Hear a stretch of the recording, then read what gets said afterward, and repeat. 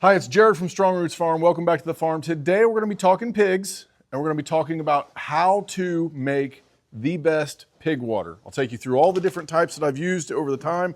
I'll show you how to make this specific one.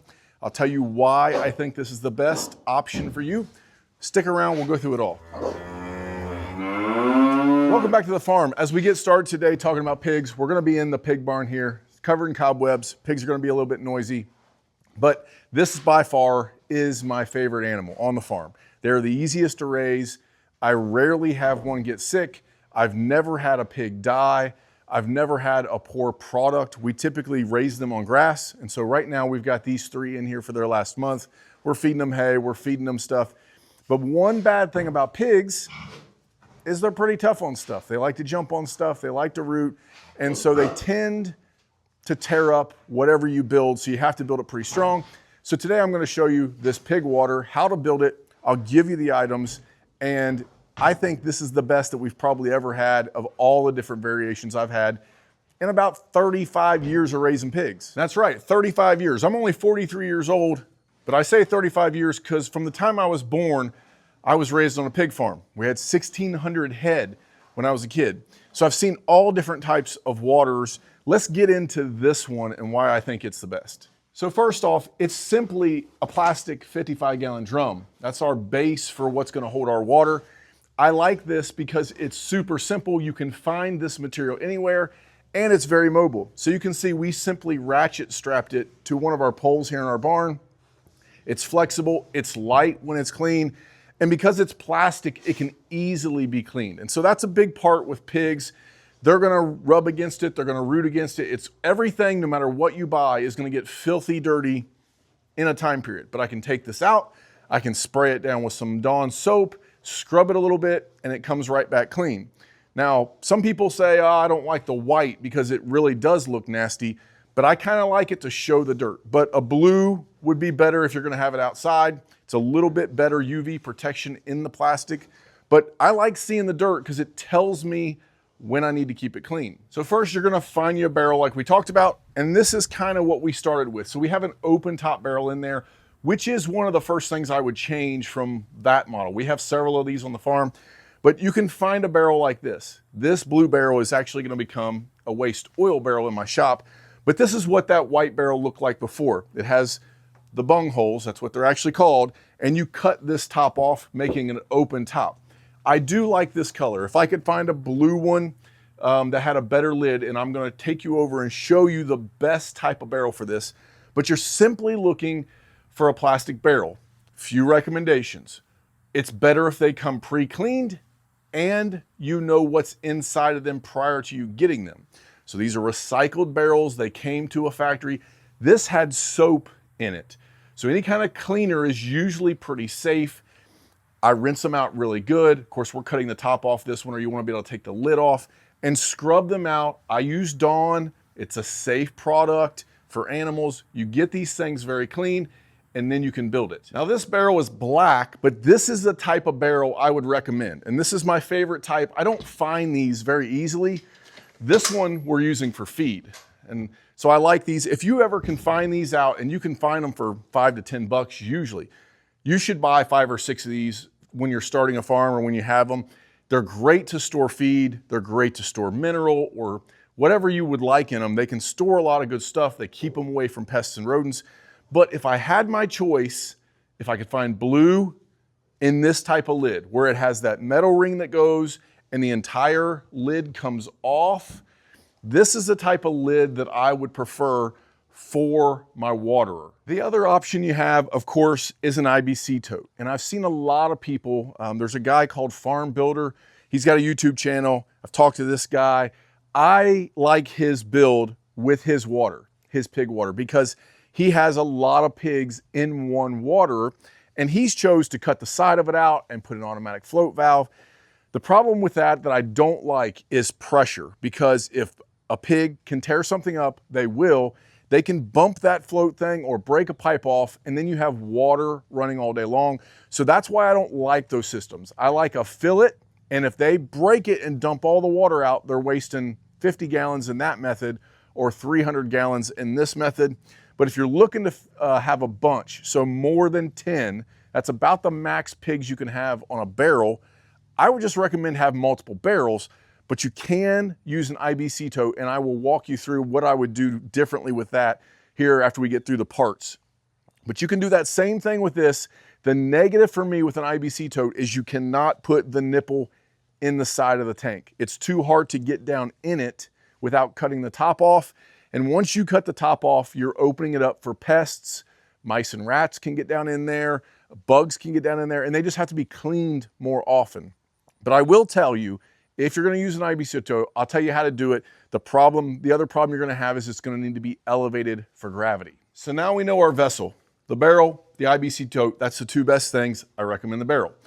I like it, we talked about I like it because of the mobile. If you're gonna put this out in the woods or in a pasture, I simply drive two T-posts down on the ground, one on each side, and I use that same ratchet strap it around it. Now let's get to the water valve and how that works. I keep these pigs away from me as we're making this, but we simply have a pig nippler, which I'm gonna take you and show you these parts.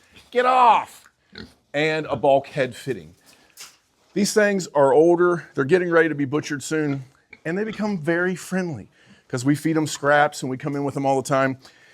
So that's how they come. They're really tight. Now when they're little pigs, they stay and they run away from me nicely. But we're using this water and it simply has a nipple, and then we change the height based on what we put under it. So you can see our nipple, it is up in our barrel about 4 inches. That's where we're gonna drill our hole to put our bulkhead fitting, which I'll show you. Then we have to get the height.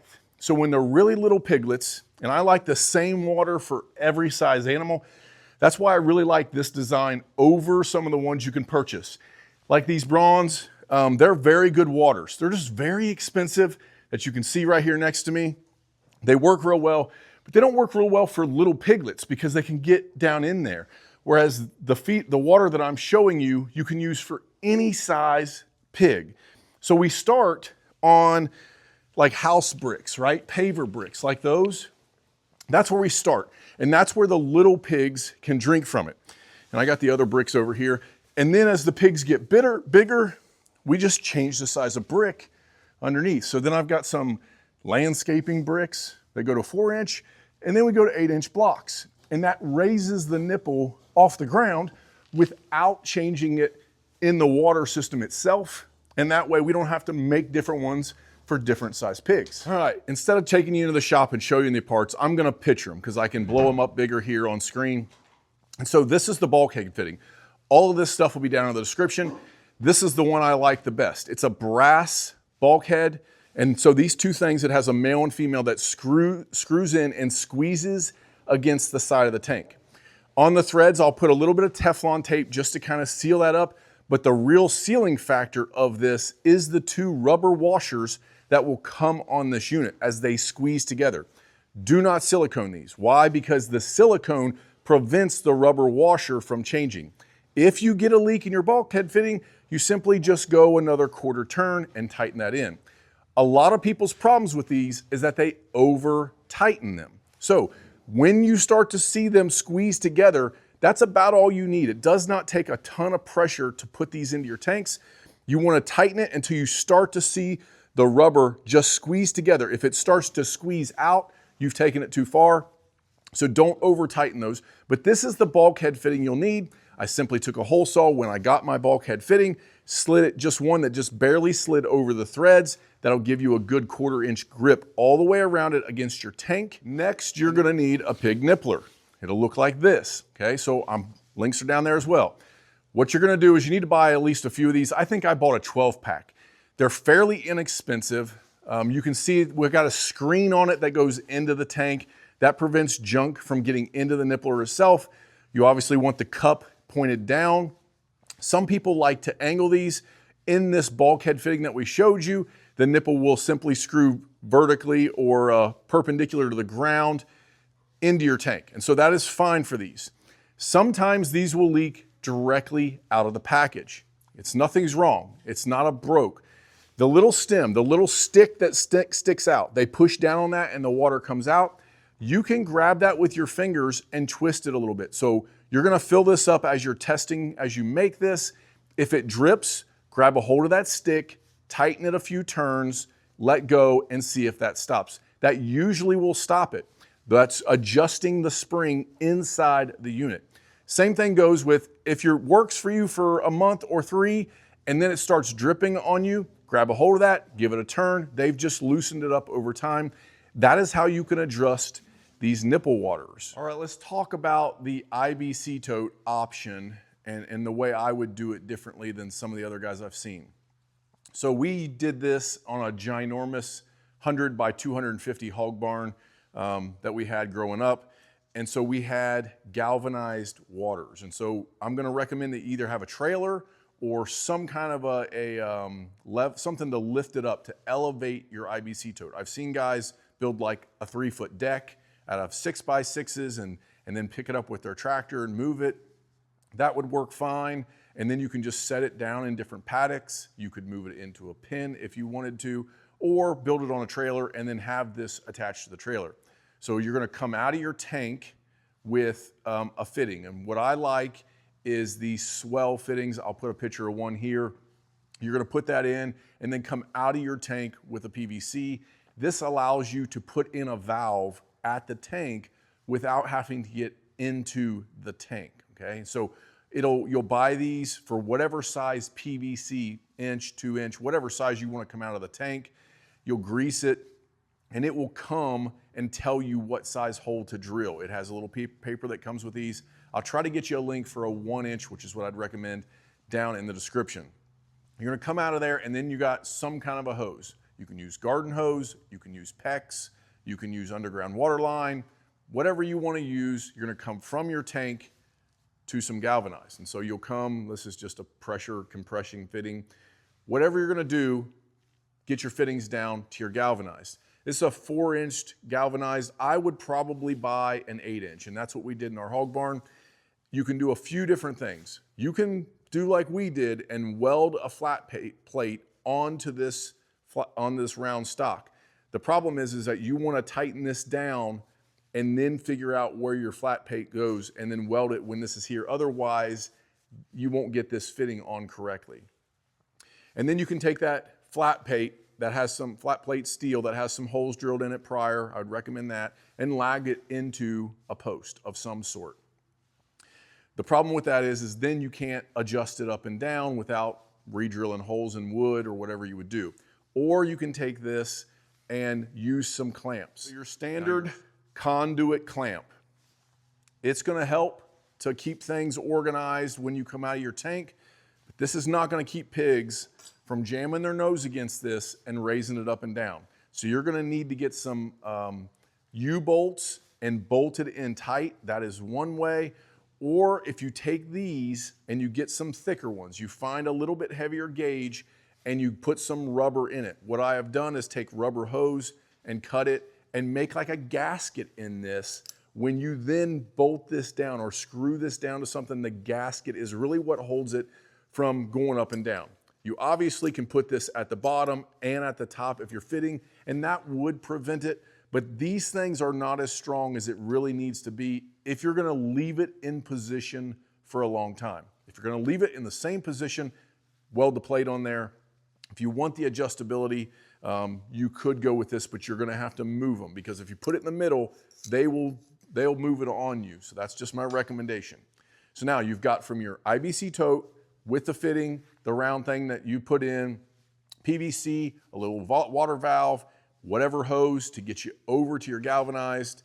PEX works great. And then you get to your galvanized fitting, and this is what we're gonna put our pig nippler in. This is a 90, because it's what I had.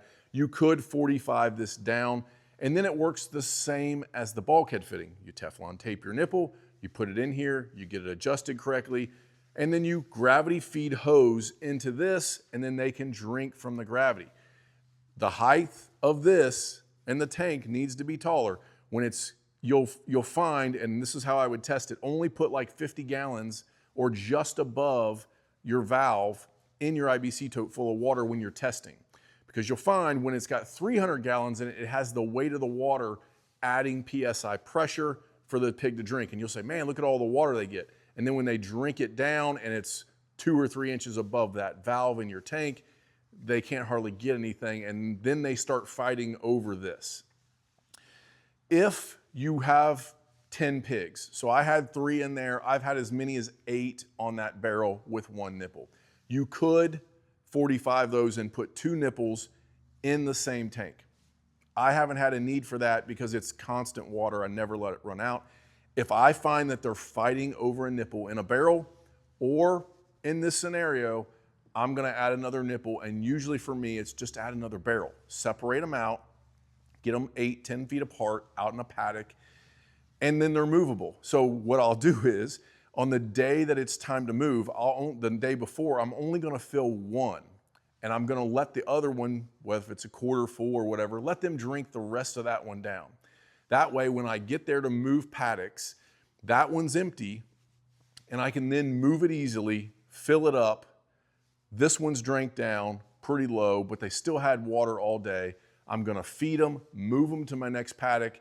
The beginning water is full, and then the pigs are out of my way when I'm dumping and working on the second tank. And so that's typically what I like to do. When they get into a new wooded paddock, if they had food and water, and whatever you do to get them in there, they typically go and have fun and are looking at their new play area versus fighting you when you're trying to set up the water. That's just what I found. So in closing, it doesn't really matter what you use. You can use any kind of tank that you want, but with a bulkhead fitting, you just need to be able to get into it, which is why I like that barrel that the lid unsnaps.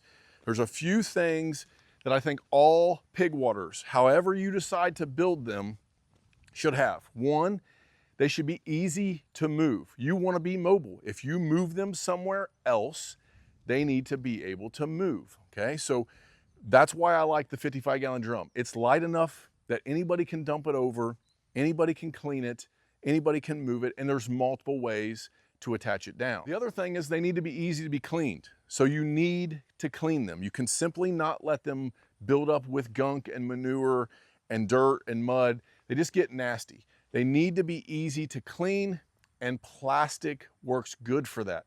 Metal barrels are not good. They will dent. They don't seal as well as the plastic barrel. They're not as durable, okay? So you also have rust factors and other things with metal barrels. The plastic barrels are just so much easier to keep clean. Dawn is safe. I've seen people use bleach and other things. Do what you want to do there. Dawn works great for me to clean all these things. Little scrub brush, 2 minutes with some gravity flown water, and you can clean one of these fairly easily. Third thing that I think your pig waters need to have is easily accessible to different types or different sizes of pigs. So they need to be adaptable. Need to be able to raise that level from 4 to 5 inches from the ground or 6 inches from the ground up to about 18 inches from the ground when they're real big. You need to be able to raise them and lower them. We do that having different blocks. You can use wood blocks. They just rot and they get stuck in the ground. We like the bricks. They spray off well as well. And so we choose to use these 3 different size bricks. We had them laying around the farm. We didn't pay for them. We didn't go search them out. They were just here from different projects. So that's what we use. They're easily adaptable. That's why we like the barrel. The Brower, the bigger, more expensive waterers, 1, they're costly, and 2, they're not as adaptable for me. They just don't do as well with the smaller pigs. The fourth thing, and maybe the most responsible, is the cost. These things are cheap to build. You can find a barrel for $5 to $20. I wouldn't pay over $20 for a plastic barrel. The nipple is gonna cost you a couple dollars for a bulkhead fitting, and now you have a reliable waterer. Once again, don't buy just 1 nipple. They will go bad over time. That one's been about 2 years though. You should get good use out of them, but always have a backup on the shelf for those nipples. I'll just tell you that. So the cost has to be able to pay itself back. Being responsible with our money, spending $300, $400 on a fancy water is not gonna make your pigs grow better.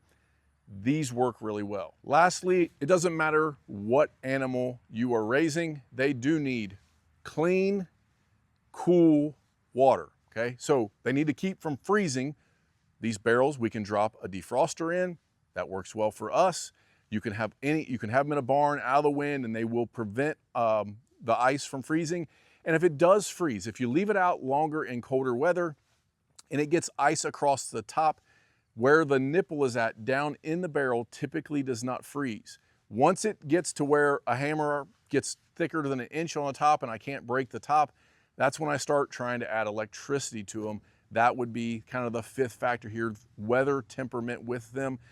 After that, you're kind of forced to either go to an automatic water that has heat in it or an automatic water like I'll take you out here and show you now. So this is our pride of the farm automatic water. This model works both for cattle and hogs, but you can see how high it is off the ground there. The negative with this is it doesn't do well for piglets.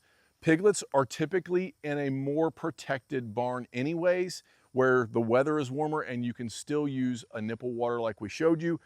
But this is the only way that I have found. This is the only kind of automatic water that I have found that does not require electricity. The water comes underneath the ground. This is insulated enough. They have lid flaps on top. You can see I've got one off and the other side is on. We were training new calves, and so they need to learn where the water is at. But when those lids are on, and once the animals learn to root it up and get their head in there, these will not freeze. We've seen them to -8 multiple days in a row. They did not freeze. So for freezing water, this is about all I have found in the automatic water realm for pigs and cattle that will help. This is the only model I recommend. And with that, if you're a small farmer, I probably wouldn't recommend that to you for pigs. Okay, the reason being is it's costly. That was about 700 bucks. You got about $1,000 in each one of those by the time you're done installing them, by trenching and water line and the water line, the valves, everything that goes into those. Now we're a little bit bigger and we do a lot of cattle. It's worth it to me. That's the only one of those I have right now on the farm. I have another one to install out in the pasture. It's good for the cattle because they drink so much water, but for a pig waterer, those barrels are so versatile. I would rather just buy a 40, 50 buck de-icer from TSC or Rural King, drop it in it, throw a little electricity to it, keep the cord away from the pigs, of course, and that'll prevent those from freezing. Now on a homestead or a small farm, a lot of people are saying, start with chickens. Chickens are like the gateway drug of animals, right? That's what everybody starts with. They start with egg-laying chickens. It's my recommendation you start with pigs. As long as you have a good pen, you have some solid wood or concrete. You can see that I had metal siding up on the walls. You can find metal siding for cheap, put it up on the wall of your barn. Concrete is recommended in a barn, but in the woods, you can kind of do whatever and use electric netting. Pigs are by far our best protein for the cheapest amount of work and the cheapest amount of labor on our farm. They produce a great product. Just take that for what it's worth. There's a lot of labor in chicken. If you're raising chicken meat, there's a lot of labor moving them every day.